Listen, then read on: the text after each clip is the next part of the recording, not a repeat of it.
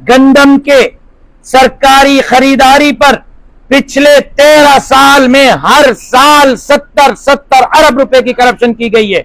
वसाइल बेचे जा रहे हैं, जजायर बेचे जा रहे हैं, सरकारी जमीनों को ऐसे अलाट किया जा रहा है जैसे इनकी बीवियां जहेज में लाई हो। ये सिंध की मिल्कियत ना हो, ये अवाम की ना हो, इन हुक्मरानों को जाती मिल्कियत हो। तालीम का हाल यह है कि 60 लाख बच्चे स्कूल से बाहर हैं। स्कूल के बाद अस्पताल का हाल यह है कि मरीज तड़प तड़प के मर रहा है। सिंध का कराची के बाद सबसे बड़ा हॉस्पिटल हैदराबाद, दहशतगर्दी के वाक़े में जुम्मा वाले दिन मौलवी साहब को सिविल हॉस्पिटल लाया गया, सुन्नी तहरीक के लीडर को। MRI मशीन खराब थी, प्राइवेट हॉस्पिटल से MRI कराई गई। ये हाल है इस अस्पतालों का।